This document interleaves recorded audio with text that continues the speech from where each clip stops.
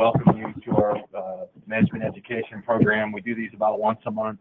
We've got another one coming up on the 19th. It's a breakfast this time, so if it's something, might be a little easier time of day for some of y'all, but we're having some folks come in and talk about some technology solutions for outsourcing some of your systems and accounting work.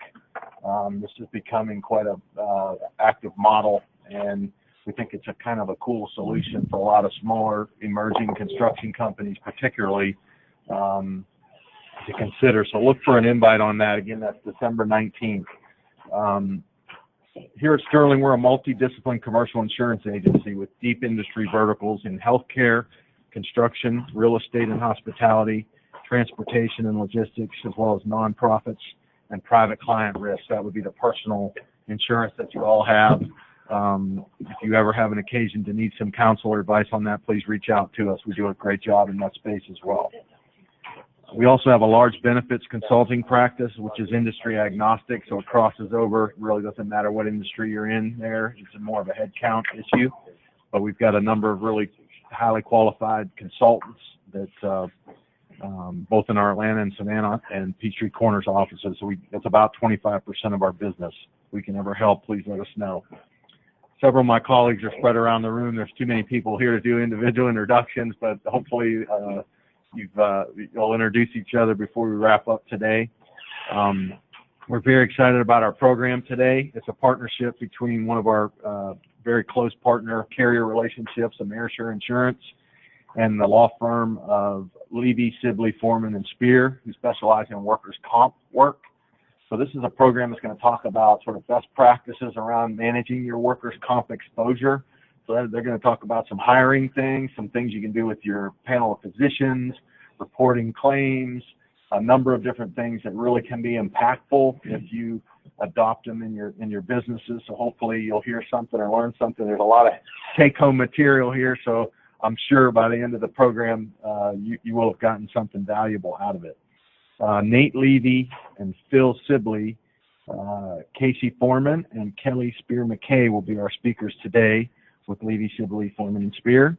Alan Ty, a field claims specialist, and Martin Pickett, a workers' comp claims adjuster with Amerisure, will be presenting as well. So please join me in welcoming the speakers.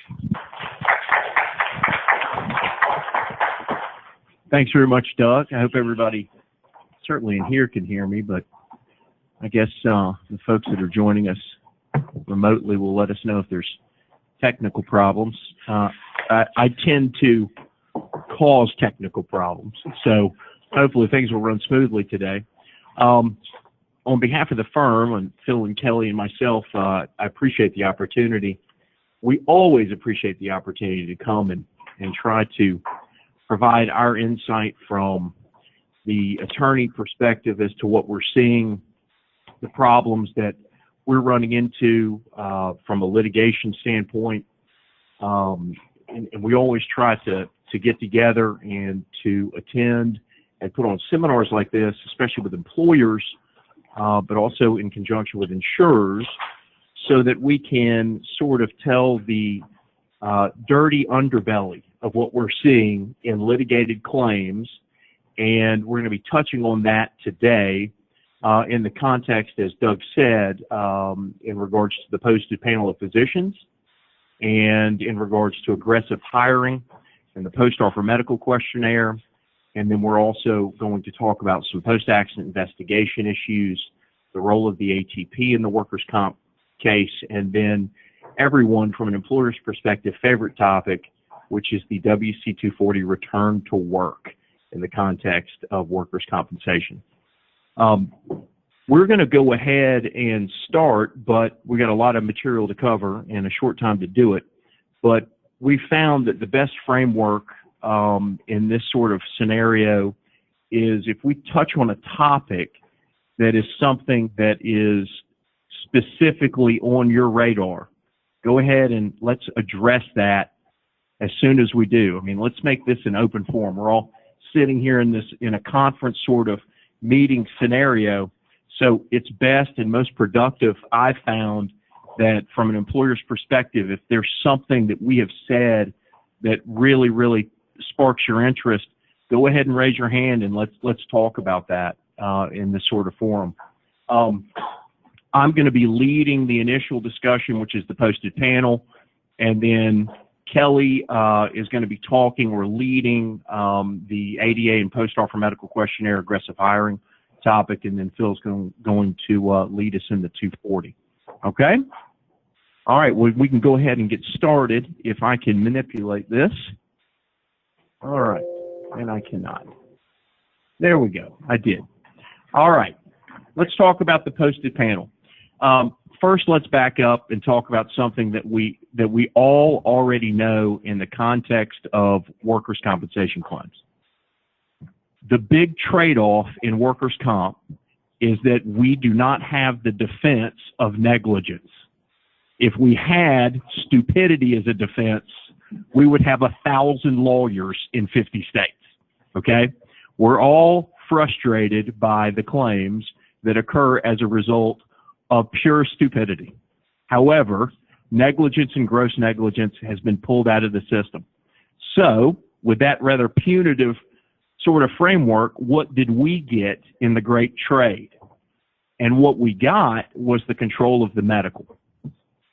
And the control of the medical as it relates to Georgia starts and stops with a valid posted panel. All of you know that we have 6 slots on a posted panel of physicians, and that there are things not only in procedurally that have to take place, and they've all got to be done correctly, but we're also going to touch on today application and common mistakes that we're seeing every single day that we can sort of hammer home with you guys as good quality practice tips moving forward. Okay, the first slide is our friend, the posted panel. Obviously, the one difference between this slide and probably most of your posted panels is that this is white. Most of you are probably familiar with this document as a pink Pepto-Bismol color. Okay? It doesn't have to be pink. The origins of that were simply to differentiate that from your greater HR board that you all have back at your workplace. And it really does stick out. No one in their right mind would pick that color, but it's very identifiable. But nonetheless, the posted panel and then also the Workers' Compensation Bill of Rights, which looks like it's joined here, and some of them are, but these are 2 very separate and distinct documents, okay? Forward, not backwards. Okay. Now, this is an actual posted panel that we received when we requested it from the employer. And instead of listing the doctors in the 6 slots, when we received this panel, it simply said, "See Debbie." Now, you can guess what Debbie's role from the employer's perspective was. She was in charge of coordinating the medical. However, this is the only panel that they had posted. And we usually start this topic with the worst violation that I've ever seen, where there was actually a panel posted. Most of the time when we run into this, there's no panel at all that causes trouble. But this one was probably the most pathetic attempt I've ever seen. So if any of you have a panel that looks like this, don't tell anyone here and just go fix it. Okay? All right. I'm sorry, do we have somebody comment? Am I hearing things? All right. Okay, so let's talk about the setup of the posted panel and the procedural requirements of our posted panel. Again, you saw that the traditional posted panel has 6 lines for physicians' names, and that is not a limited number. So in other words, hopefully most of you, and what we strongly recommend is that you do not just have 6 doctors on it. If you have 6, which you must have 6, that's the number you've got to hit. You've got to populate every single one of those lines on your posted panel. But the reason that we advise for you to have greater than that number is because these physicians in these groups absolutely have no duty to inform you when they move, quit, retire, pass away. And in the event that you only have 6 and a date of accident occurs, and prior to the date of accident, that physician that's listed has left practice or they've moved, then what you have is 5. And let me back up for a second, and let me just touch on something here. All of the things that we're about to talk about the requirements for the panel, you need to be aware that with the larger practices around Atlanta, around the state, they literally have dedicated staff that work in their offices. Certainly For the People have this, okay? They have dedicated staff, and in the event they get someone to sign a fee contract and they take over representation of this injured worker, the first thing that they're going to do, if it's an accepted and compensable claim, is they're going to try to wrestle away from us this right that we have, which is to maintain the medical. And they will send the posted panel to that staff person who will begin to use Google and the telephone to try to break a hole into your posted panel to prove that you have an invalid panel, that one of the addresses or locations is a problem, and to try with an effort to wrestle away medical. They literally do that the first thing. It's the first thing that they're looking for, because they know that in many circumstances they're going to be frankly powerless if we have a good, valid panel with conservative providers that's on our panel. So keep that in mind as we discuss further. So you have to have 6. We advise for you to have 7, 8. We've got some clients that have as many as 12 or 15. And the doctors that will populate this panel are going to be certainly your traditional set. You've got to have, by law, you have to have 1 orthopedic surgeon. Be careful there, because what I've seen in the past is someone will have an orthopedist who doesn't have any rights and privileges to perform surgery. They're just a general ortho. Perhaps they're a little longer in the tooth. They've been in the game a long time, but now they proclaim themselves to not have surgical rights and privileges with any facility. So all they are is a general ortho, non-surgical. That will invalidate your panel. Having 1 orthopedic surgeon is absolutely a requirement. If you only have 1, I think you're making a huge mistake. You're making a huge mistake. And one of the issues that we see more often than not, especially in the Atlanta metro area, is you'll see a panel and the panel will have on it Peachtree Orthopedics. Now, if the panel has Peachtree Orthopedics or Resurgence Orthopedics and the practice is listed, what does that mean as it relates to all of the doctors? They all have to be surgical. Everybody's on your panel. So if you have Peachtree Orthopedics or Resurgence that literally have 35 to 50 orthopedic surgeons in the Atlanta area, you have just added fundamentally the names of every one of those providers to your panel. My point being that what you want from your orthopedic surgeons is to have more than 1, but I would advise you to name them specifically. Not everyone at Peachtree Orthopedics has your interests in mind. I'm going to try my very best to not name names.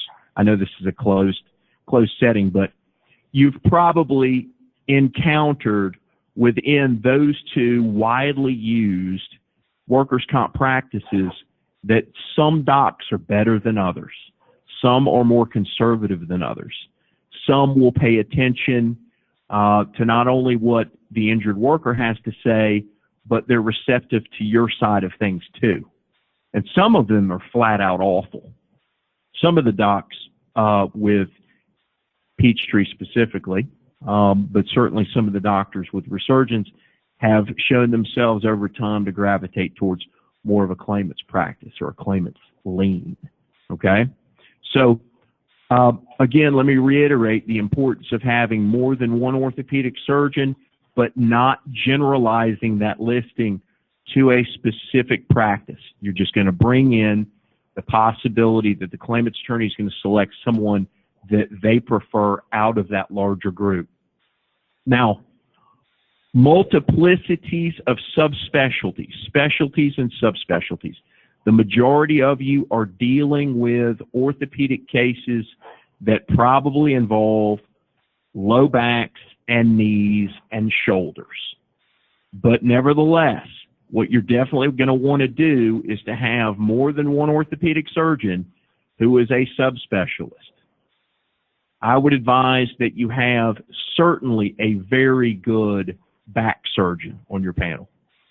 I would advise, and depending on what sort of work you do, if you take a look at your claims activity, you're going to be able to get a really good idea as to what sort of subspecialties you'll need.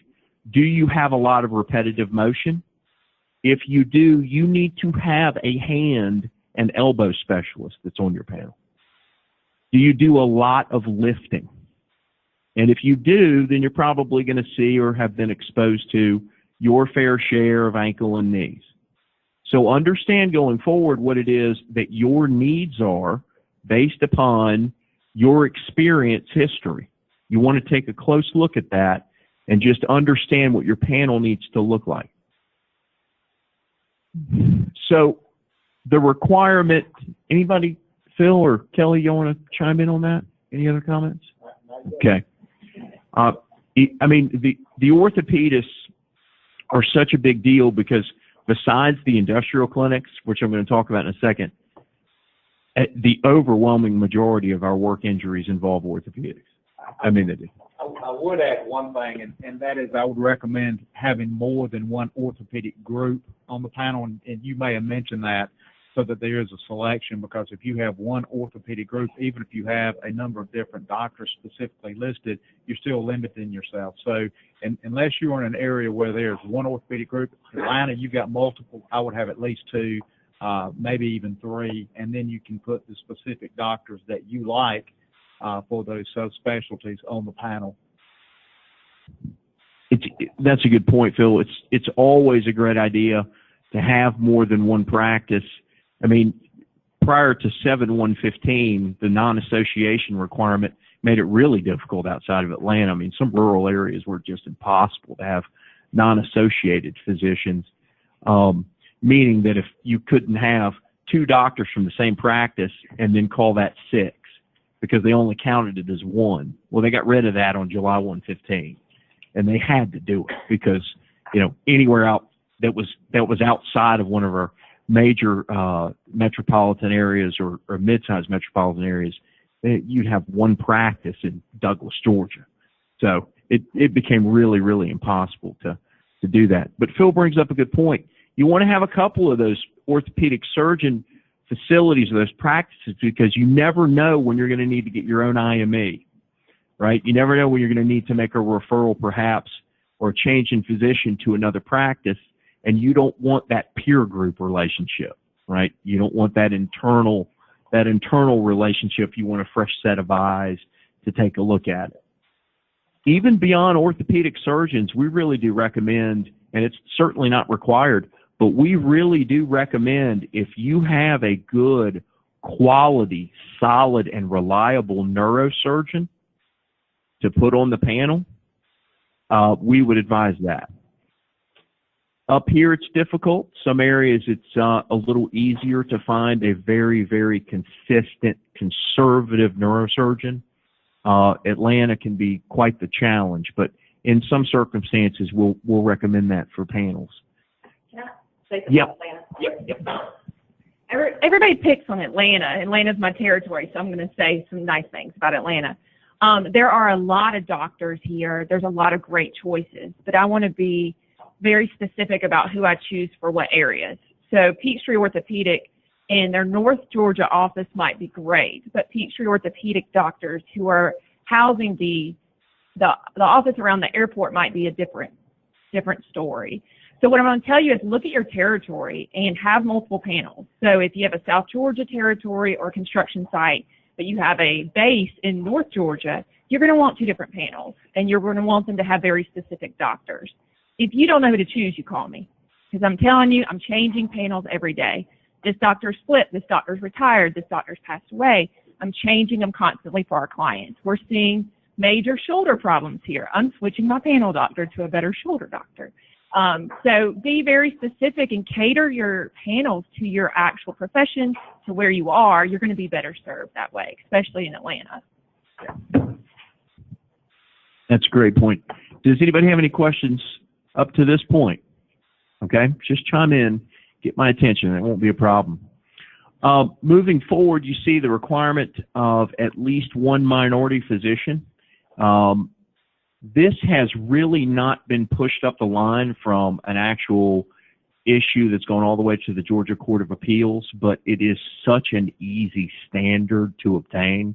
I mean, you're literally talking about any medical provider that is in a class that's not a male Caucasian. It's so easy to be able to meet this burden, and your panel should have that, especially if you're doing what you need to be doing and having 8 providers, 10 providers. I mean, this is literally, in this day and age, not a problem at all. Now, this is a problem that we see a ton of, and that's having more than 2 industrial clinics on your panel. You can't have more than 2. The reason is clear. And the reason is because industrial clinics will generally, what we call them is point of entry or point of beginning medical. And an industrial clinic is very, very capable to treat atraumatic, non-severe, lingering strains, sprains, cramps, issues like that. All right? They will generally provide light duty, maybe put you through some PT, and then you'll get a regular duty release. Their role in the workers' comp process is absolutely vital. However, long term, you can't have 6 industrial clinics on your panel because you won't be able to provide the really deep and in-depth care to an injured worker who needs that next level treatment. Okay? So they'll let us have 2. They won't let us have 3. Now, one of the issues is, what is an industrial clinic? Well, an industrial clinic has not been very successfully defined, I think, by the board. It's one of those deals where, well, you know one when you see it. Ahmed, Concentra, anything that says occupational medicine at the end of it, Concentra, Caduceus, works for, you're right, an urgent care is generally going to be one. Now, here's what's not an industrial clinic. Just having a family practitioner or a GP that may be close to your facility, that is someone that's familiar with your plant, that you've had a relationship with for a long time. We have lots of family practitioners or general practitioners that we have populating some of our panels because they're reliable, they understand our process, but they are absolutely not an industrial clinic. They are not an Ahmed clinic. So be very careful. And when in doubt, don't have 3 because that will bust a panel faster than anything. Okay? Posting the panel. Yeah, go ahead. One thing that you do not want on your panel, and we see this, I do a lot of South Georgia work, we see this all the time because of the limited number of doctors, and that is a hospital listed as a panel provider. And the obvious reason for that is like if you list an orthopedic group that has 60 orthopedists, and that's who you list, every doctor in the practice is on the panel. You list a hospital on the panel, every doctor with privileges in that hospital is now on your panel. So you don't ever want to put a hospital on the panel. That's a great point, and he wouldn't bring it up, Phil wouldn't bring it up if we didn't see it all the time. We see it all the time. Placing a hospital or a large facility like that is an absolute nightmare. I mean, it absolutely is. You really want to avoid any situation that doesn't have an individual practitioner listed. You can list the industrial clinic just as a general clinic. That's not going to be a problem. But just be very, very mindful of creating this scenario where you have done what you think is your due diligence with your posted panel, but what you've done is open yourself up to some real trouble. Okay? Now, posting the panel. The requirement for the panel is that it be posted. And it must be posted. And when I say panel, I mean panel and the Bill of Rights for the injured worker. Okay? Both of these documents must be posted. If you have the most beautiful posted panel with all of the greatest conservative and receptive doctors that you can possibly find, but you don't post your Bill of Rights, you have an invalid panel. That document's got to be up next to that posted panel in an area that is open and notorious and conspicuous. Open and notorious and conspicuous. That means that any of your employees have access to the area where that posted panel is 24/7 if you're running full shift. They've got to be able to have access to that room. Scenarios that we have seen include the posted panel, completely valid on its face, Bill of Rights, is in the manager's office who works from 8 to 5 and then locks their door, right? That's not going to help you. That's going to be an invalid panel. So it's got to be in, typically most of you have these things in break rooms, common areas, near clock-in stations, and that sort of thing. And it's just got to be posted. Absolutely must. Now, there's a lot of tricks to the trade because what you literally will see is an assertion, perhaps as much as a year later, where an employee has retained counsel for whatever reason. It's been rocking along. The adjuster's been handling it, paying medical, lost time. Now they've gone out and they've hired a lawyer. And their attorney has looked at the panel and they decided, well, I can't crack into invalidating medical with the panel itself because on its face it looks valid. I am going to try to attack the validity of the panel by either showing that they didn't have it posted, wasn't posted with the Bill of Rights, or that you did not explain the purpose of the panel at the time that the employee was hired or at any time after they report an accident or injury to you. Now, I have personally defended a case that was almost 3 years in, post-operatively, and the injured worker retained counsel, and they literally asserted that we didn't explain the purpose of the panel, which should invalidate the medical. They did not win. However, if you don't keep good record keeping, it is extremely difficult to go back 3 years. And I think in the materials actually that we handed out, you'll see a couple of examples of memos that we have wherein a new hire, if you put this in your new hire packet, a new hire is going to fill out and date and sign as part of this new packet. I have been explained the workers' compensation process. I have been explained to me the posted panel and the Bill of Rights, and I understand them.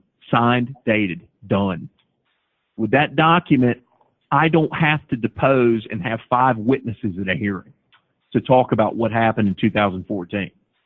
And that's what I want to avoid. With the document in the file, that issue is done.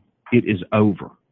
Now, we've all had, Kelly and Phil and I have all had clients who will actually, on the date of hire, they will take a photo of the employee standing in front of the pink posted panel.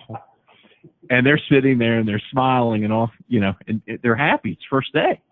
And then that allegation comes later, well, you didn't have a valid panel, and you show them this photograph. That issue's done. It's over. And that's really what we're looking for. We want to avoid, we really do want to avoid the avoidable in scenarios like this and move instead into what really pushes a claim, not posted panel issues years later. Anything from you guys? Okay. So explanation of the panel and its purpose. It's got to be done at the time of hire, no question about it. I would advise that you send a memo around, perhaps annually. Just update them, right? It can be something that you send out that they take a look at, that they initial, and then they return to you. They've acknowledged again in their 8th year of working for you that they understand what the panel is, that they've seen it. I would advise that you do that regularly. I would really advise that you do that anytime you make a change on your panel. And in a lot of circumstances, when we're doing these seminars, employers will raise their hand and say, well, look, I got this panel from the insurance company, or I was given this panel. Can I change it? Do I have to go to court to change this? No. You can change that thing every day if you want to. I certainly wouldn't advise that. But in some circumstances, you really may find yourself in a relationship that's gone sour with one of your providers. Or you may want to start just with a fresh start, a new, let's say, Ahmed or industrial clinic that's opened up. You can modify your panel anytime that you want to. Just make sure that you've got one posted at all times. It's literally one of those situations where when you pull one off, smack the next one up.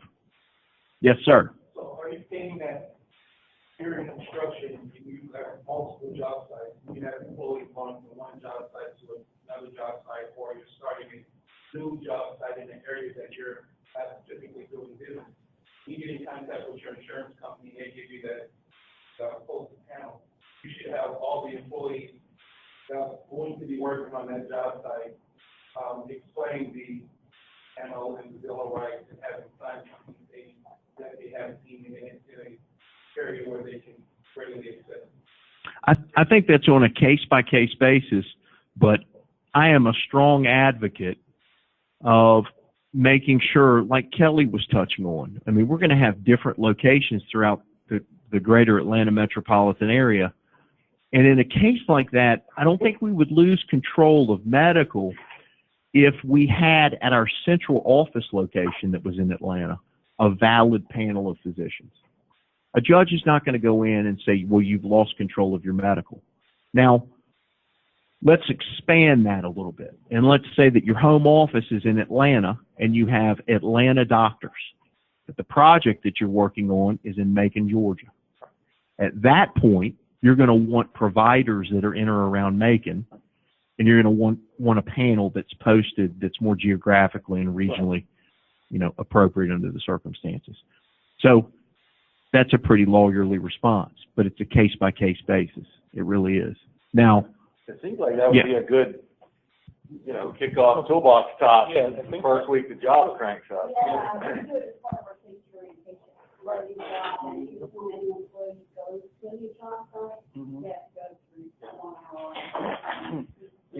We usually do safety inspections on job sites or mock OSHA safety inspections. We'll see the pink posted panels, but we never really see the Bill of Rights. Gotta have that Bill of Rights. Put the Bill of Rights up in the panel.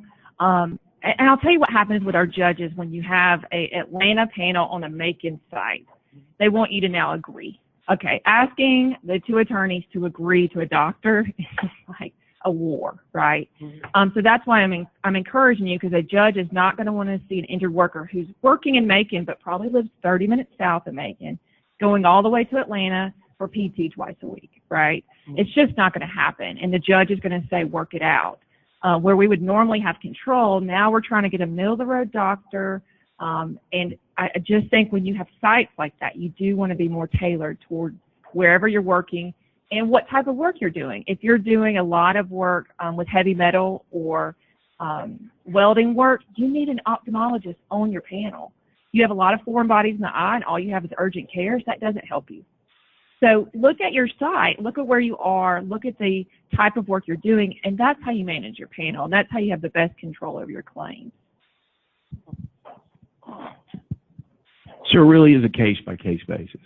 I mean, if you have brick and mortar offices, you're absolutely going to want to have a panel that corresponds geographically. I mean, it's a must. It's a must. Especially with those on-sites, I would really have a copy of the panel somewhere out there. I mean, that's easily accessible. There could be a bulletin board. We've represented literally logging companies, right? I mean, there is no office. Let's be honest. I mean, the guy that owns the company has a house, and that's his office. Well, that is not readily accessible to the employees. So the way around that is take a piece of equipment. If they usually have something with doors that'll open, and you paste it right inside of there. That's what you do. So you got to have it, and it's got to be readily accessible. Okay? Bilingual panels are available. Have bilingual panels. Just have two. Have two. Okay? Those are all available. All of this is available. All the forms and documents, I'm sure, are available through certainly Seacrest and Amerisure, but even beyond that on the State Board of Workers' Comp website. Now, we've talked about the Bill of Rights, and just understand that you've got to have that posted. Let's see if I can do this right. Any questions? Common mistakes that impact claim costs. Failure to fully vet doctors before putting them on the panel. If you make a decision that you're going to have a doctor added to the panel, you need to make sure that they're going to take comp. Okay? You need to make sure that they're going to take comp. The industrial clinic stuff and the orthopedist, that is generally not a problem at all. But if you're talking about an ophthalmologist or a podiatrist, a dermatologist, they need to know that they're going to be susceptible to the Georgia fee schedule. And some of them simply won't take it. Failure to keep a panel up to date is a serious problem that we run into. Sometimes we'll request, every time that we get a piece of litigation that's forwarded to us, the first thing we're going to want to look at is the panel.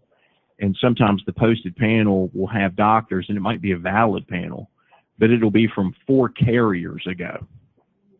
Okay? You want to update your panel. You want to keep it fresh. Now, what does that require of you?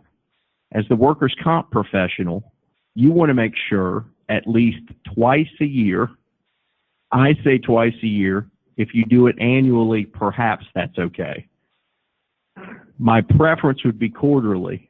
Let's just make sure that every one of our docs is still open for business and that they have not moved. Because if they move locations and have different contact information, there has been case law that's established that that panel may be invalid. Okay? So if we have an Ahmed clinic and they've moved 2 doors down and you haven't updated your panel for contact information and a good verifiable address, then you need to change that panel. It needs to have accurate information at all times. Now, again, there's not a twice a year or once a year rule if we want to modify who's on it and make a change. You do it any time. But I really, really would recommend that you just go in and audit your panel for correctness and accuracy a couple of times a year. Yes, ma'am. If we do it quarterly, like you're suggesting, how do we show proof that we notified the employees that we did it? What would your, we're a construction company, we have jobs all over. So how would you recommend that we provide some kind of documentation back in the file? Let our employees know that. They don't have to know it. Okay. That's information that is for your eyes only. If you change a panel and put a new doctor on it, I advise that you circulate that information. However you would normally circulate anything, right? But I would advise that when you change it, you let them know. And it's just good information. Most of them are going to take a look at that and go, I do not care. But your defense attorney will, because they're going to see that you advise them and apprise them on such and such date of a change on the panel, right? And it's always a good opportunity if you're going to inform them, just send them along an acknowledgement that they understand what the panel is in the Bill of Rights, right? So this is avoiding legal issues with some very simple steps. Okay? Any other questions? All right. Failure to prove the employer showed panel to injured worker.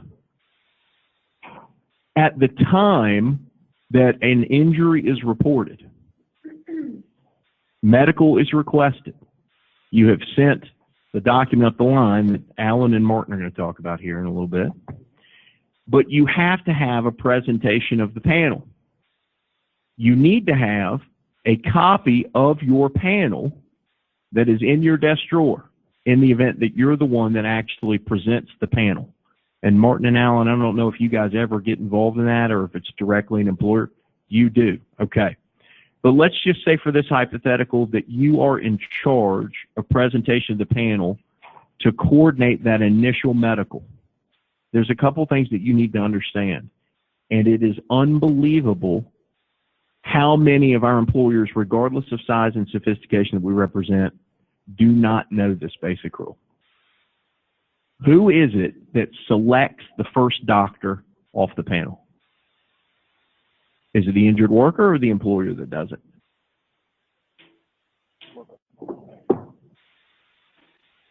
It's a scary question, isn't it? Yeah.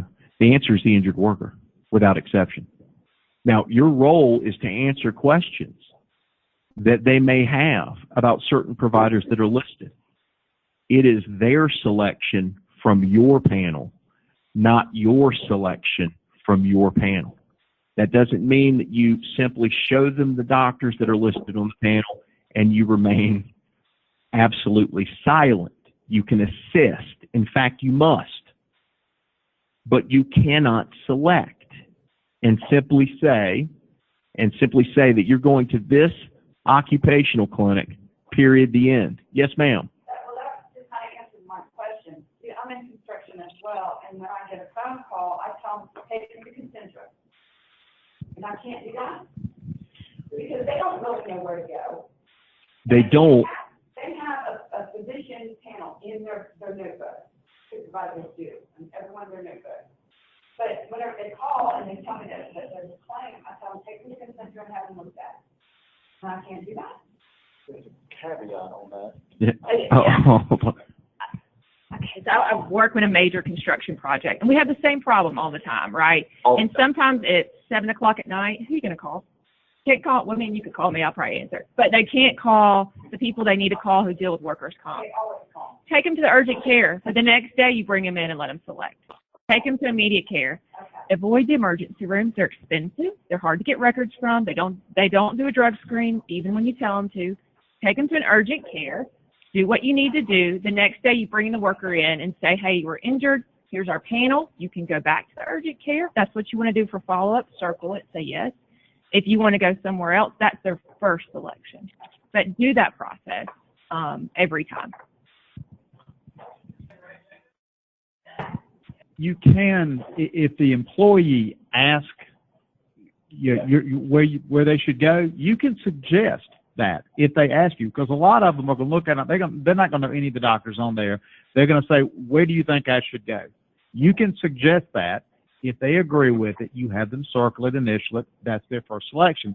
The other caveat to that is you have the right to send them for a drug screen. We were just talking about this. Hospitals, one, if you can get them to do it, they don't like to do it because if it turns out positive, then they may not get paid, so they don't want to do it at all. You have the right to send them, unless it's an absolute traumatic, urgent case that you got to get into emergency. You have a right to send them to an OCMED or an urgent care or somewhere of your choice to have the drug screen done, and then they can go to the selection, the doctor they want off the panel. The only two that we have listed is Nova and Concentra as the, quick, other than the rest of the doctors. But, I mean, if they get hurt, we have a lot of employees that really don't know where to go. Right. I think, number one, the first thing is look at what is the most important thing about getting the medical treatment when they get hurt, and that's getting the medical treatment. It's not quarreling over which doctor they should see. So if it's something that they need to get treatment immediately, that's all that is available, then you get them there, and then what Kelly was saying, you bring them back the next day, and if they want to select another doctor off the panel, that will then be their first choice. Most of them are not going to care. They're just not. But you do have the right to get the drug screen done because you have a short period of time to do that. So you have the right to send them, unless, again, it's a traumatic situation where you've got to get them to an emergency room and get them treated. So the bottom line here is that the black letter law on this issue is that the claimant selects, right? Now, if you select without any input from the claimant, and they never come back, and they always treat with Nova for the next 3 months, then they have not selected a physician from the panel. We want you to avoid that at all costs. All right? We want you to avoid that, especially in a scenario where you have a valid panel. You've done everything that you needed to do, and now you at least have a colorable argument that your process invalidates. Okay? So just be very careful of that. Phil brought up a good point. It's really step 2. If when they select off of your panel, take the time to have them take a copy of your posted panel and circle it and initial it. Well, in most cases, our supervisor will do it right up. I mean, I don't get it to the employee after it's been heard. They'll do that right up and bring it to me whenever they come to pick their paychecks up or something. But I don't ever really see the actual employee after they've been. Right. She says that oftentimes she'll never actually see the employee. It's a supervisor that's involved in that process. Yeah. And what I would say to that is, if you would simply perhaps add a step where via telephone or cell, you make a quick call simply confirming, that's going to help you. Document that. Make sure that you document that. Or train your supervisor to get a copy of that panel, have circle it, and sign it and date it. Good. Good. With that signing and dating, you have absolutely no idea how much headache you're going to be saving yourself. Now, I'm going to take this one step further. Posted panel and the rights under the posted panel, the rights under medical, the injured worker has the right to, on a one-time basis, change whoever their panel provider is. They can change at any time from the point of entry doctor to a new doctor that's on the panel. Get a copy of your panel and get that signed and dated as well. Anytime there's a change in a scenario like that, you're going to want to make sure that you sign it and date it. Otherwise, inevitably, we will be dealing with a he said, she said scenario where the injured worker says, nope, I wasn't involved in that and I did not make the decision. And on the other side of it, you'll say, what are you talking about? You absolutely did make that decision. I recall it specifically. If you have a circled, signed, and dated posted panel, again, the issue is moot. It's over. You're not going to win that. Okay. Failure to assist an injured worker in making an appointment. So they've selected the point of entry physician off of the panel.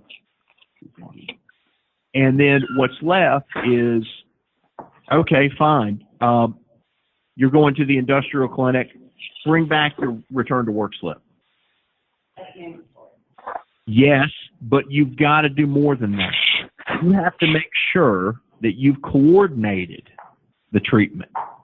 Someone along the way can't just say, thanks for selecting off the panel, off you go. You've got to pick up the phone and you've got to call and let them know that John Smith is on his way. Right? But that happens in every circumstance. Alternatively, simply don't create a track record with yourself where you don't assist or facilitate treatment. We've seen it. I mean, we have, where there's just no help, none. And the injured worker will go and then report back to you. They had no idea who I was. They don't know if this is covered through comp, right? Avoid that. The law requires you to facilitate, assist in that medical treatment. And failure to get the injured worker back to a panel physician if he strays from it. Got a little typo there. Nice. If he or she strays from that, if you turn a blind eye to your panel and who that injured worker is treating with, and don't advise them that the bills that they're incurring with their personal physician aren't going to be covered through comp, that's not a good policy. Do you have to say it 1,000 times? You do not. They need to be apprised of it, though. All right? And we see that a lot. We see that a lot. If you offer a panel, for instance, and the injured worker goes for one visit to an industrial clinic, and then they're given light-duty restrictions or full-duty restrictions, and then they go and they hit every emergency room for the next month, we're never paying those bills to the ER because we have a valid posted panel, and they're going to be incurring that cost. Just advise them of that. Advise them that they're going to be incurring that cost. And failure to allow an injured worker to make a second choice from the panel, which is exactly what I was talking about earlier as it relates to that one-time change in physician. Anything else as it relates to panels? I think this is Martin and Alan's turn to jump in there. Any other questions? Yes, sir. Yes, sir. What is somebody's injured, correct, and I don't want to go into it, but I kind of think drug test, let's use the doctor. But how do we proceed after that? Yep. So let me repeat the question. The question, I think, paraphrasing is, you've got someone that's injured, you have a policy that they're well aware of that when they report an injury on the job, they should be prepared to give a drug screen. And they refuse to give the drug screen. Well, I'm not refusing, they just won't say anything that they're injured. And they'll Right. go to ER, they'll go wherever, and they'll claim it as, they'll put the company name down, injured at work, that doctor said, well, Sure. it happened at work. Sure. But we were never notified. Right. Like that. Which happens constantly, right? That's a tough situation, and the way that we generally remedy that is when they do get around to notifying it after a long weekend of taking medication and drinking water so that they're sure their system's clean, we'll still go drug testing. We still will go drug testing. It really is important in a scenario like that you let your immediate supervisors and the guys that have the boots on the ground understand that any sort of activity that they see that looks like it might be injury related, that it prompts activity on your part, right? So you ask that question, have you been injured on the job? Have you done anything? I see a limp. I see a hand holding the back. And if it's prompted with a no, then you'll at least make a note of that. Because what's required is that we issue those drug screens within 3 and 8 hours, either it's alcohol or other controlled substances.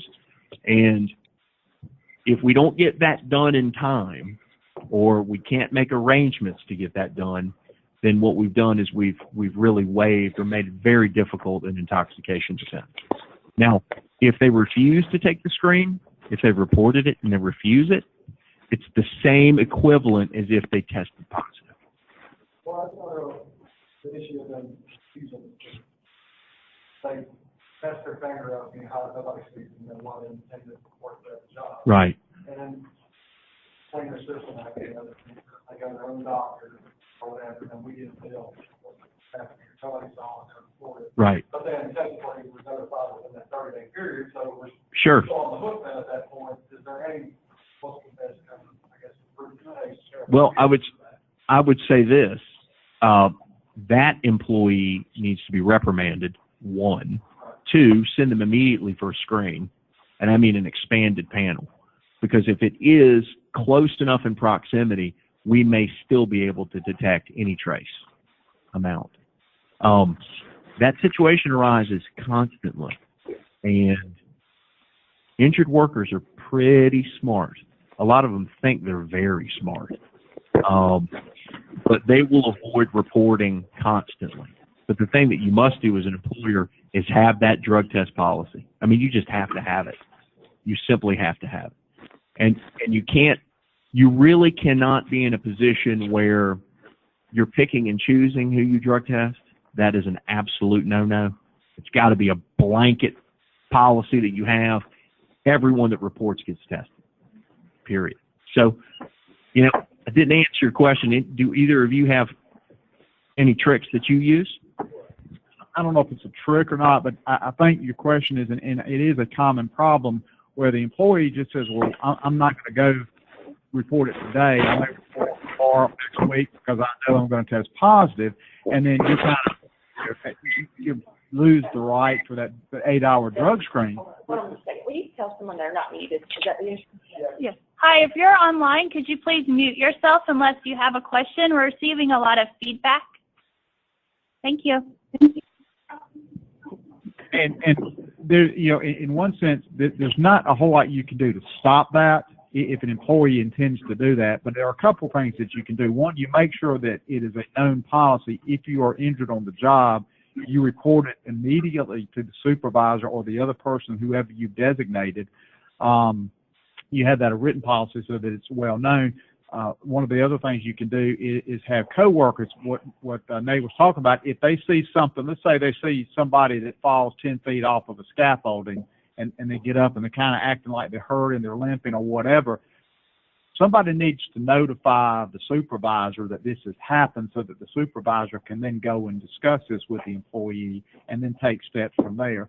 But at the end of the day, if they go to their own doctor and they don't report it to you when it happens, it's always a red flag that can be raised in defending the claim as to why didn't you report this? Were you really injured as you say? Were you injured after work? Did you do something else? There's always a red flag that can be raised. But if somebody wants to try to get around the system, a lot of times they're going to try to find a way to get around the system. But there are some things that we can do to try to prevent that. Would that void the claim, though, if that happened? If they did not report the accident, they have it the next day or after the weekend, and you come back and say, I really hurt myself on the job. Legally, they have 30 days to report the accident. Oh, okay. Does it void the claim? But I can promise you this. If you have what I call a Friday afternoon or a Monday morning accident, they claim they got hurt on Friday afternoon, thought it would be okay, didn't say anything, they don't work Saturday or Sunday, they come in Monday morning and report immediately that they got hurt on Friday, I would controvert the claim every time until I could fully investigate it, because that's a huge red flag to me. Does it void the claim? No. Does it raise a big red flag and suspicion? Absolutely. And that's one of those claims that you take a really, really good look at, as opposed to the gentleman who gets hurt on the job, reports it immediately, and tells somebody, even if it wasn't witnessed. There's a big difference there. But those kind of accidents, absolutely, I would fight those. The opinions of the defense attorneys present at this presentation are not always mirrored by your insurer. However, I mean, when we see red flag things like that, like Phil's talking about, a lot of times Martin or Alan will call us and say, what should we do? And I'm like, you kidding me? Controvert that. That's ridiculous. But there'll be more to the story. We tend to fall back on, let's fight. Because we see the biggest bunch of garbage. I mean, our first trigger response is, there's more there. I'll find it. There's more there. I'll find it. I have one more little question. Say it's unknown, it's never reported. We don't know about it until we get the medical bill. If we get the medical bill within that 30 days, does that mean that we were notified within 30 days of the injury, or would that be? I would treat it as notification to start your investigation. When you receive that medical record, there should be immediate action with talking to every person, not only the injured worker, his supervisor, his crew, to talk to everybody. Because sometimes what happens is you get it and you're like, oh, it's a claim, and you send it to the insurance company, and there starts to hit some delay there. Just that's natural. Even with defense, when you give it to me, there's going to be a little delay before we kickstart the process. So I would take that as action. You have noticed that something happened. There's a medical record. Someone's reported that they got hurt at your job site. Investigate it. I'm going to talk really quick about what you can do for construction. And some of our big construction companies do this, and it's just an idea if you're having trouble, which there's like a JSA report that you sign out at the end of the day, right? Saying, I'm signing out that I wasn't injured today. I use those so much in defending a claim with the drug screen problem. Hey, you said you had a traumatic injury, you could barely breathe, and you signed off that you weren't injured and walked off my site. That just shows probably didn't happen here, or if it did, I'm avoiding a drug screen. So if you don't have a program like that in place and you're having these problems, it might be a time to initiate it. They sign in when they get into work, they sign out agreeing they weren't injured, or they didn't report a work-related injury. And that helps, it does. All right, ready, move on, Martin? So good morning. My name's Alan with Amerisure. With all that being said by these attorneys, sounds like a lot of work for you guys. So that's where Amerisure kind of comes in a little bit. We can help you set up and create your panels. It's very simple. For job sites in Georgia, Tennessee, Virginia, you just let us know the address of the job site. Let us know as soon as possible. We'll get a panel created for you. Turnaround time is about 24 hours or so. And we're aware of who the good doctors are and who the bad doctors are. So we avoid putting those bad doctors on the panel. We always have more than 6 doctors on the panel as well. And we list, whenever we put a Peachtree Orthopedics or Resurgence or any big group of physicians, we list them individually. And we make sure that, like I said earlier, any doctor that we have a bad reputation or that has a bad reputation with us, we keep those doctors off the panel. So we can create the new panels, and then if for any reason you start to have a bad relationship with one of those doctors, we can also modify the panels for you. It's a big task for you to do it yourself, so we just let us know. We can change the doctor for you and send out a new panel.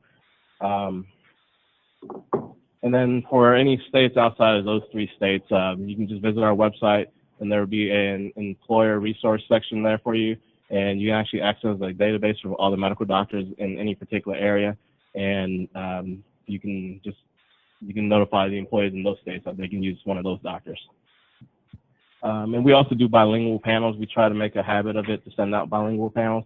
So if the general language for that is Spanish, but if there's any other languages that's needed, just let us know. And the turnaround time for that might be a little bit longer. Anything else you need to add? Yeah, I would add, if you have a favorite doctor from your old panel, and you're now reaching out to have Alan or myself or your assigned adjuster, and you want that doctor to be on the panel, just let us know. We can always make sure that doctor is also included on the panel as we update your panel. Sometimes there are doctors that know your business, they know you, they know light duty is available, they know your business. They may even automatically send the work status right back to you. You have that kind of relationship with them and you definitely want them on the panel. That's not a problem at all. If you are, I believe there's a question earlier about a gentleman at the end of the table in regards to a new job that's occurring. Feel free to reach out to us as soon as you know that. If it's like 4:30 on a Friday afternoon and the job starts on a Monday, that's going to be a tough task to have a panel ready for you. We'll do our due diligence and make sure that we, accommodate you, but that would be a challenge for us. As soon as you know that there's a job site and there are doctors that are going to be needed in that area, all we need is the zip code and where that job site is located, and we can give you a panel for that area, for that job site. We will make sure that we have, I believe, 7 or 8, correct me if I'm wrong, Alan, 7 or 8 that will be on that panel, so you know, as Nate and Phil and Kelly mentioned earlier, you know that if one, for whatever reason, changes, for whatever reason, you still have a valid panel. We use a provider that is constantly vetting those doctors to make sure, I think it was mentioned earlier, try to do it quarterly or, biannually, but we use a provider that's actually doing that as well. So if you think of it, yes, but we're also doing that just the same. So it's kind of a double task, but you can't do this too often. Are there any questions at all about how to get a panel? Okay, and I think Alan mentioned that Georgia and Tennessee and Virginia, they require a panel. If you have business like in Carolina, and you just need to know a set of doctors that's in that vicinity, feel free to reach out to us as well. But you can go online with AmeriShare.com and put together a list yourselves in that scenario as well. And the next slide. Injured workers frequently ask questions. Number one, I don't live near any of the doctors on the panel. Can I pick a doctor closer to home instead? Well, if you're in rural Georgia or Tennessee or Virginia, that may be an option. It's negotiable. Alan and I were talking about this earlier. In the Atlanta area, we want to make sure that we stick with the panel beyond a shadow of a doubt, but we realize that sometimes workers may live in one vicinity. They got injured in another state that may be a panel state. They don't want to go back to that doctor going forward. They want someone that's near them. You want to make sure that you know who that doctor is before you agree to that doctor. Sometimes the selection can be minimum, so you want to make sure that if you want to accommodate them, you're familiar with that doctor. Any comments on that one? Yeah. So we have a panel, but we try to keep the doctors in the panel, or keep the injured workers going to a doctor on the panel as much as possible. However, there will be some occasions where geographically it's difficult for them to travel to one of the panel doctors. For example, you might have someone living in Lawrenceville and working in Cartersville. They get injured and they're really unable to do a whole lot, so you don't want to force them to go all the way out to Cartersville for medical treatment. You let them pick a doctor on a panel first. If, they can go there for the initial treatment, especially if it's something urgent. And then the follow-up treatment, we can always coordinate that and speak to the injured worker and give them a couple other options of doctors nearby their area. We won't just let them pick a doctor. We'll give them an option or two of doctors in that area that we're familiar with. So what I'm trying to say is that the panel, you can deviate from the panel as long as we're in agreement, and as long as the employer and the injured worker are in agreement as well. Any questions on that? So the next frequently asked question is, the doctor's schedule or the MD schedule is booked out. Can I see his physician assistant or nurse practitioner? We like to keep them with the MD so that the MD can properly evaluate them. Every now and then their schedule is going to be booked, so we're okay with them seeing like a physician assistant or nurse practitioner, as long as they see the MD every now and then. But whenever we schedule the appointments, we try to get the appointment with the MD, or if we have a nurse case manager on file, we let them know to schedule the appointment with the MD if at all possible. Alan, I thought of a situation you have here in the metro area, Dr. Duraldi. He's got shoulders, and he's very popular. He's an orthopedic surgeon for the Atlanta Braves, and sometimes he's just not available. He can perform the surgery, but then thereafter, for us to follow up to see how the therapy is going, chances are you're going to see the physician assistant. Scenarios like that, that's no problem, I would say. The next one is, my wife's husband friend works at a practice and they take workers' comp insurance. Can I just treat there instead? No. Hey, why not? Too close to home. Absolutely, a conflict of interest there. But that would be my response as well. Usually that is a red flag. Not only just with the doctors, but the comp claim as well. Sometimes injured workers, they have someone that's in the field, so they know how to present themselves a lot better. So I would have questions if someone said that to me. Any comments or responses on that one? Do you want to take the next one? Sure. Well, and the other problem with that is if we allow them, for whatever reason, if we do allow them to treat there, if they have a family member at the practice, they might be able to get into, the billing system and see how much we're paying for the treatment. And every now and then, we'll send letters to the doctors, or we'll ask one of the nurses or the doctors, and we don't want them to be privy to that information before it gets answered by the doctor. So we do try to avoid those situations. So another frequently asked question is that the doctor and his staff don't speak Spanish. I speak Spanish only. Can I change to a Spanish-speaking doctor? Answer to that is, if they're on the panel, yeah, we can get you to a Spanish-speaking doctor if they're on the panel. But we do provide interpreters and translators to go to all the doctor's appointments, physical therapy appointments, and we have vendors that do that, and we can get it set up usually if they provide notice to us within 24 hours. Sometimes even less than that, we can get a rush referral out there. But in today's age, we can get a Spanish translator to go to the appointments with them. Sure, that's fine. The last one I have is, I am experiencing shortness of breath, allergic reaction from my medication, my open wound is bleeding out. Should I wait to go to a panel doctor? I would say that is a emergency room, or at least an urgent care visit. I think that's a common sense kind of situation scenario. So the employees and their habits. Some are just very good workers. They will show up and respond. So when they complain of anything, they must seriously be failing at that moment. So I would say that is an emergency room or urgent care visit right there. Any comments or responses? Thanks. Sure. Thank you.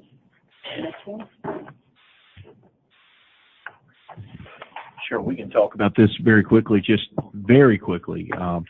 This diagram sort of indicates the role of the ATP in this process. The ATP is the doctor that's selected off the panel, regardless of whether or not that's an industrial clinic or an orthopedist. That ATP has the right to refer out to a specialist. The referee, who's a specialist, let's say it's a neurologist who's doing an EMG or some other type of provider, they do not have the right to refer out. So the ATP is the hub on the spoke of the wheel, and they are in charge as it relates to those referrals. Does everybody understand that? Got to keep an eye on it. We've had a great dialogue on the posted panel, but I've been advised that the gong will ring very quickly at 1 o'clock or a little after. So we want to address the post-offer medical questionnaire and Rycroft defense very quickly. Kelly's going to handle that. It sounds like today we do have a lot of construction, medium labor, heavy labor work. So I'm going to touch base as fast as I can on the post-offer medical questionnaire process. If you're not using this and you're interested, we need to talk further, because this is going to be quick and brief, and I do not want you to have ADA violation, get sued, starting to do this tomorrow if you don't have the proper procedures in place. But I'm going to preach about a post-offer medical questionnaire, especially in your medium, heavy labor, construction job. If you're not utilizing this, you should consider it. And the only reason is an aggravation of a pre-existing injury. We have an aging workforce. We have insurance, private insurance issues. People are working later, so security is later. You have people that are 70 years of age doing heavy labor work. And what we have is a question from my client calling saying, he's had 15 years of back treatment, and you're paying this claim. Why?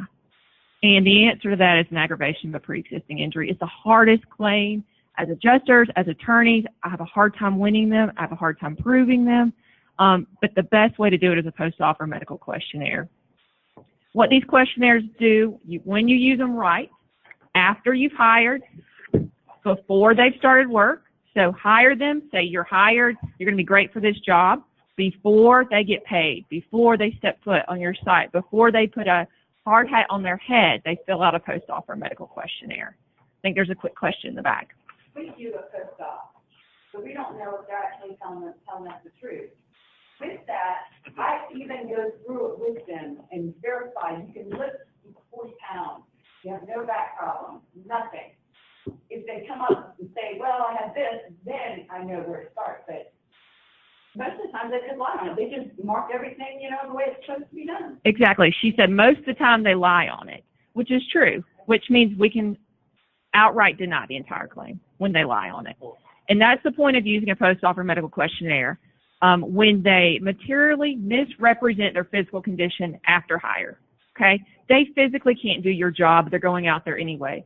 I had a man the other day, we were in a deposition. He had been on Social Security disability for 7 years. His first job back was to my major construction site. I mean, major heavy labor. And he was injured within 2 weeks. And I got his post-offer medical questionnaire. He denied any back injury. He had been in pain management for 15 years, okay? When I said, why did you lie on the post-offer medical questionnaire? He looked at me and said, if I'd have told the truth, you would not have hired me. Okay, exactly. That's what the law has allowed us to do, denied claim. Otherwise, guys, what I have to do is pull his entire history, every MRI he's ever had, do a new MRI, compare them. Is it slightly different? If he hasn't had an MRI in 10 years, it's going to be different. How am I supposed to prove that's related to me, related to you, related to lifting his kids? I don't know. It's such a powerful tool when we use it right, okay? The problem with the post-offer medical questionnaire is after they've completed it, you got to review it. You got to look at it. If he says, yes, I have a back injury, I've had 3 fusions, and I'm in pain management, and you don't do anything with it, and he gets hurt again, you're paying for the whole thing, okay? So it's very powerful when used correctly. It's also very damaging when you don't, okay? If you offer it or talk about it at the wrong time, you have an ADA issue, you're going to get sued. If you do it correctly but then don't review it, and they come to your site, get hurt, the judge will say, well, you knew he had a back injury, and you still allowed him on your job site. Some of the other issues, too, is you'll see is they'll lie about a prior shoulder surgery but tell the truth about a back claim. Half the issue about a post-offer medical questionnaire is saying that you would not have hired them.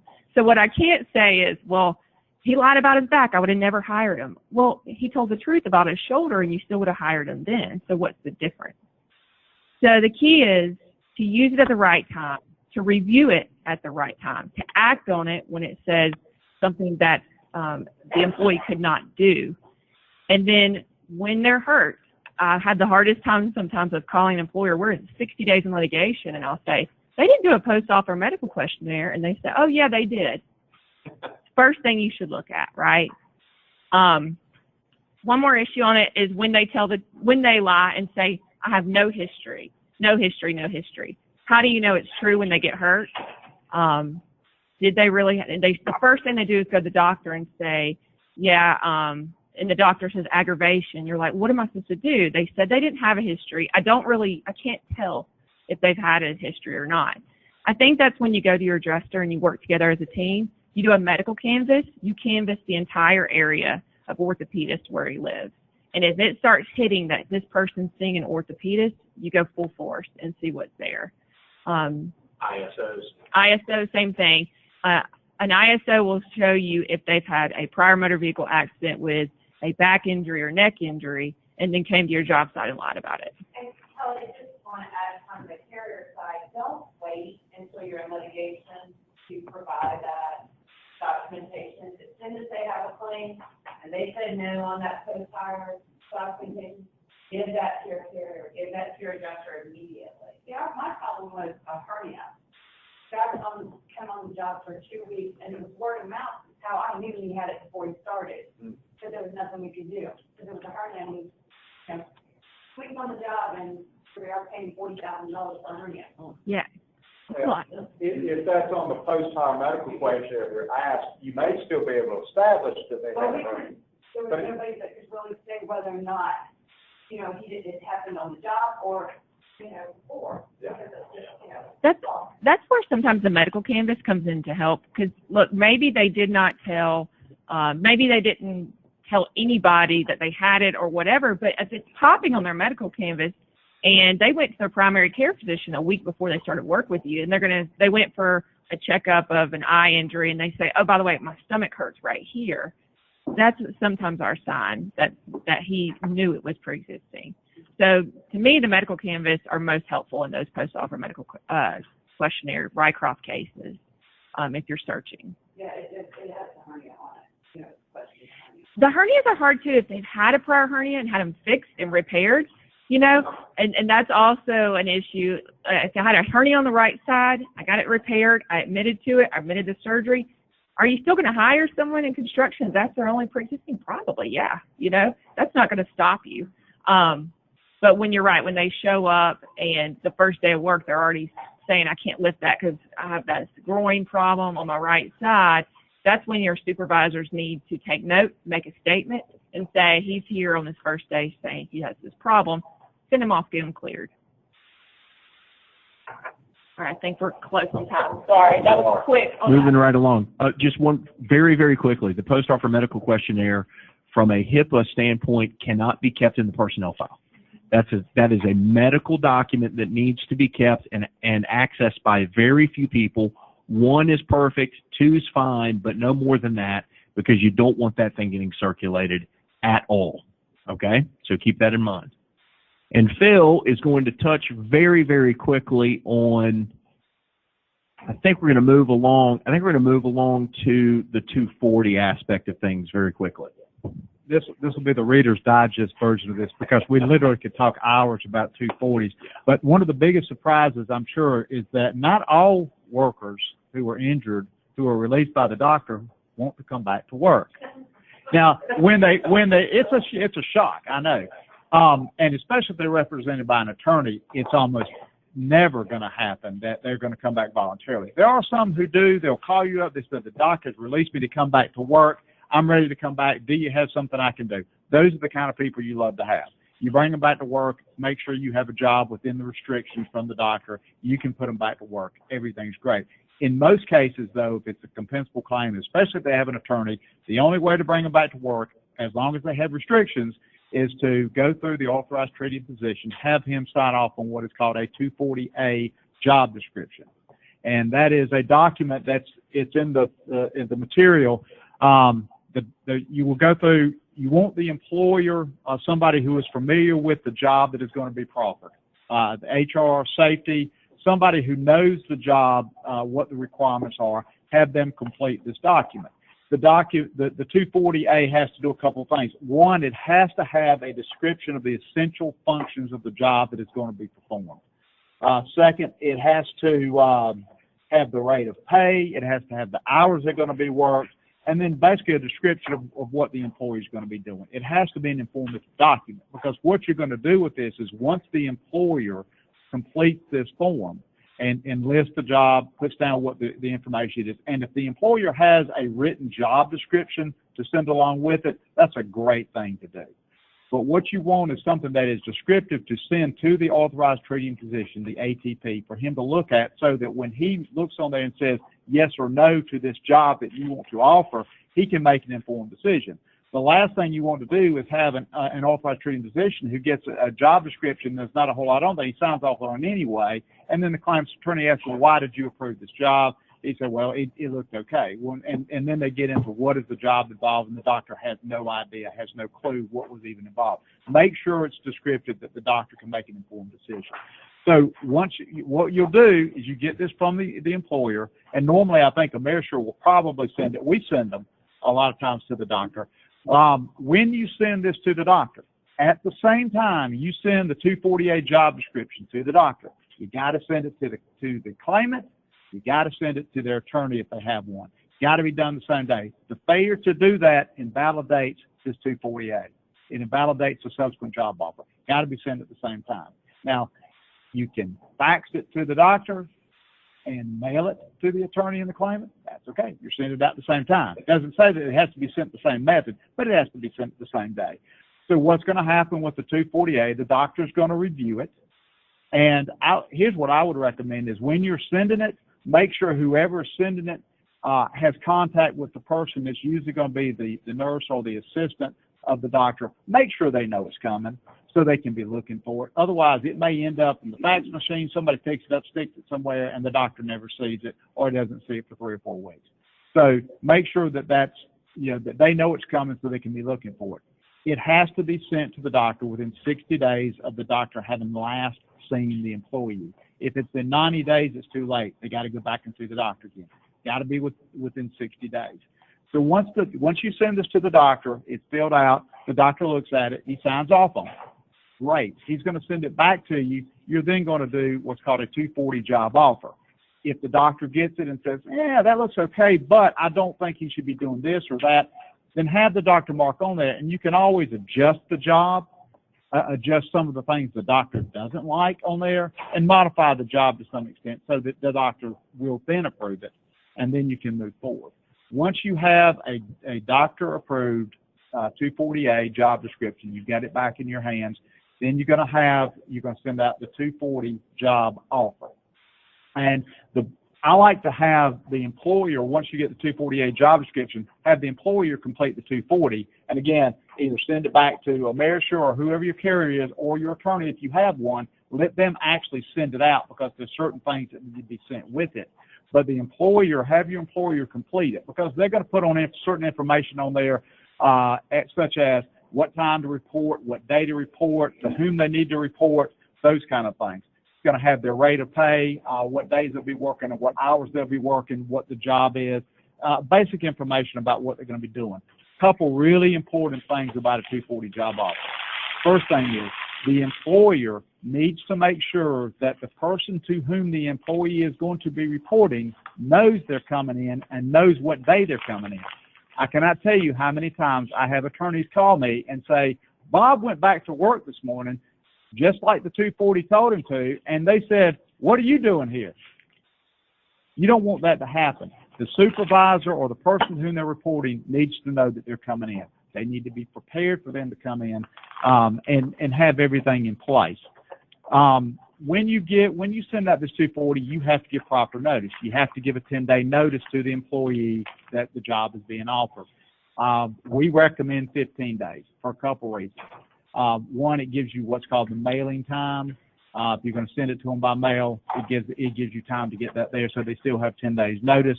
I would send it overnight. I would send it FedEx. I would send it certified mail, some way that you can track and document that this form has been sent. It has to be sent to both the employee and the attorney. So even if they're represented, don't just send it to the attorney, because the first thing they're going to say is, well, my client never got the job offer. Send it to the claimant, send it to the attorney as well. And I would also send a letter with it. And I call it what I call we're very happy to have you back letter. And that's one of the first things you say. We're really excited. Dr. Smith has released you back to work. He's approved this job. Here's the job. Give them a description of the job. In the letter, tell them again what time to be there, to whom they need to report, what day to report, all of those things, basic information. It accomplishes two things. One, it reiterates what the job is going to be and what they need to do. It also makes them feel like, hey, maybe they really do want me to come back to work. So that's always a good thing to send along with it. And then once they come back to work, if they're scheduled to report to work on Monday morning, and they report to work on Monday morning, they have 15 days to try that job. And that's 15 scheduled working days, which is basically going to be 3 weeks. They have 3 weeks to try the job. If they cannot do the job, and they say, I can't do it, whatever reason I can't do it, and they don't even have to give you an excuse. As long as they work at least 8 hours or one full shift. If the job is part-time and it's 4 hours, they have to come in 2 days and try it. They have to work a cumulative of 8 hours or one full shift. If a full shift is 7 hours and they work that full shift and they met their minimum of what they have to do, and then they say they can't do the job, then we have to put them back on temporary total disability, and then we have to request a hearing and go to court to show that the job is valid. And I won't get into all the nuances of that, because there are a lot of other things we do when that happens. But if they do not report for work the day they're scheduled to report work, we get to suspend benefits. We get to unilaterally suspend benefits based on a failure to return to report to work. Here's the problem that I have with the board. It's not in the code, but a lot of the judges look at this. Is, to me, if you don't report to work on the day you're scheduled, then you should be out of luck. But the board doesn't see it that way. We've had cases where employees have shown up months later and just shown up and said, hey, I'm ready to work now. And the board has found that you have to give them that opportunity to do the job. You want to make sure that your employer does not terminate them if they fail to show for work on Monday. Because the whole premise of the 240 job offer is that if they don't come back, is that they are refusing to accept suitable employment. If you terminate them, they are no longer refusing to accept suitable employment. So cannot stress that enough. Make sure your employer knows they cannot terminate them. Keep them on the book. Would you call that like a no-call, no-show type of thing? And Yeah, yes and no. In the real world, if you had an employee who did not show up for work for 3 days and did not call in, absolutely, you would terminate them, they would be done. Unfortunately, in the comp world, now I'm talking about the 240s. If you have an employee who's on light duty and is working and they're working every day and they're on light duty and all of a sudden they just don't show up for 3 days or call in for 3 days, then you follow the same procedure you would with anybody else and you can terminate them. This is specifically for 240 job offers. Okay? In that situation, you cannot terminate them. And because if you do, then you lose the right to argue that the job was suitable. There's nothing you can do about it. They're not refusing to work anymore because you fired them. so what if we don't have a hormone call? Even if they don't show up for months. Now, is it fair? Absolutely not. But we have had cases where that has literally happened and they have not shown up for several months and then they show up one day and the judge found that they came back to work. You have to give them the opportunity to try that job. But what happens about the medical review and benefits during all this month? I mean, when you're on a workers' comp claim, you're going for regular medical visits, the doctor's determining, when you can return to work, the doctor determines you can return to work. Absolutely. And now you just don't show up for months and you show up. But here's the thing. You You're not paying them benefits. know, You've suspended their benefits the day they fail to return to work. Allen and Barton have. terminate them. If their benefits are suspended, they don't return to work. Here's, March 1 date and here at the end of the year. You can terminate benefits, you're talking about their health insurance. their income benefits, the workers' comp income benefits. That's a slippery slope. Now, and here's the only thing I can suggest to that. If you have an employee who, let's say you've offered that job, you're not paying them benefits because they didn't report for work, but you're still providing medical. Just talk to the doctor. Talk to the doctor and see if you can get the doctor to release them to work without restrictions. If you can do that, then you're in pretty good position. Well, I'm going to get medical benefits for a long time. You have no paycheck to get the. Yes, you can, but what you're suggesting, I think, is that can you go ahead and terminate them because they don't show back up for work? Sure, you can. You can do that, but you're immediately going to get a hearing request asking for recommencement of benefits because you terminated them and they're no longer refusing to accept that job. And that's what I said. It's a slippery slope. Is it fair to the employer? Absolutely not. Absolutely not. You talked about their health insurance benefits and the premiums. Yeah, but what's the best practice for that? And you all may not be able to comment, but I'm assuming if they're not getting paid from the employer can start asking you to pay their premiums, and if they don't pay it over a certain time frame, you can cancel. And I think that in this particular case, once again, that's where the partnership with the carrier and your agency comes in, and that then we sit down and talk about that case. What you just described is the perfect case, close it down and settle it with resignation and release. To get off, to get it off your book. Because that person's never coming back to work. He knows the game. He's going to find a doctor that's going to take him back out of work. So that is the perfect case where you talk to an Allen and a Martin and say, what do I do? I don't want him back because clearly he doesn't want to be back, or he's going to be a distraction for the other workers. Then you partner with them and we get that case shut down. Because the longer that case exists, the worse it gets. Right. And when you have an employee who is no longer being paid, most of them are not going to be able to stay out of work for that long. They're going to want to settle the case. It is also often a good segue, and the whole 240 process is often a good segue into just getting the case settled. Because it does what I call picking a fight. And it gives you an issue. And that's what normally happens in these cases. There are situations where they just don't come back to work, which means they probably have a job somewhere else. And to answer your question about the other benefits, that's a company policy, and I tell employees that all the time. That's really up to you. Whatever your policy is for an employee who is not at work, you follow the same policy here. If you pay the benefits for a certain period of time while they're out of work, then you do the same thing here. You send them a cover letter, you do all of those things, but that's really a company policy. That's not really under comp statute, so it's really up to what you want to do with it. And that's in a nutshell the 240. But that is without a doubt the fastest 240 I've ever seen processed for me, Phil Sibley. All these topics the post-offer medical questionnaire and the ADA aspects, and then this WC-240, every one of the cases that you'll have that involve those, you're going to need involvement from your team. I promise you. And it may or may not include defense counsel. These things are very, very specific, and there's strategy that's involved. These are the conference calls that we have together. This is the reason why we do it, because it's not only from an adjuster's perspective, but defense counsel, everybody gets together and collaborates. Everyone knows what is going on, what's anticipated, and you've got a game plan. And that's why we love doing work for AmeriSure in that sort of framework and context, because it keeps the employer in the loop. And certainly with Sterling too. I mean, it just keeps the employer in the loop, and it's very, very helpful. It's very helpful. I have a quick question. Employees working, might be in the 240, 3 months.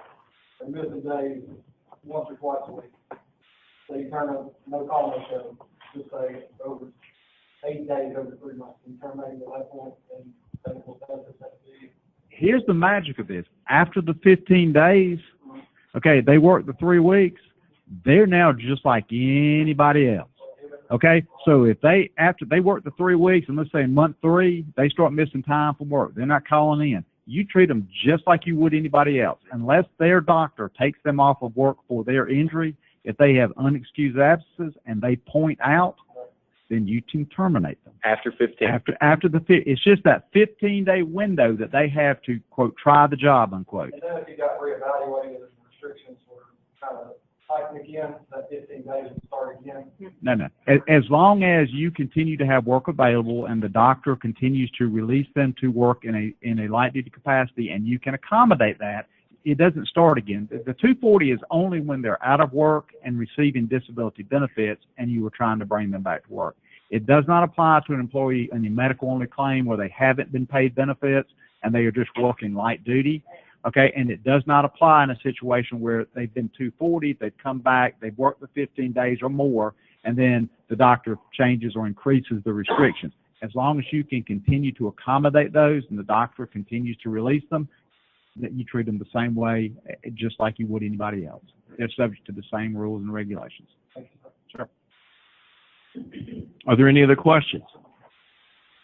Thus concludes our Lunch and Learn. We're going to be sticking around for a bit if you guys have any questions for us. But again, we want to thank Sterling Seacrest and AmeriSure for having us over, and hopefully you picked up some good information and some things that you can implement when you get back to the office this very afternoon.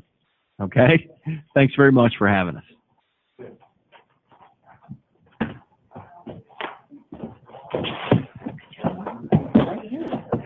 Great to have you guys. To welcome knowledge between everybody. I hope that you didn't think I was telling you to. No. You're having a conversation over here. It's one of the times we thought we were going to be perfect, and so we thought, well, we would have spent years and times with it. We thought we had to be 30. This is over at 1. It's like 20 to 1, and we still got everything up to date. So, no, I knew it was going to be quick. Yeah. But we'll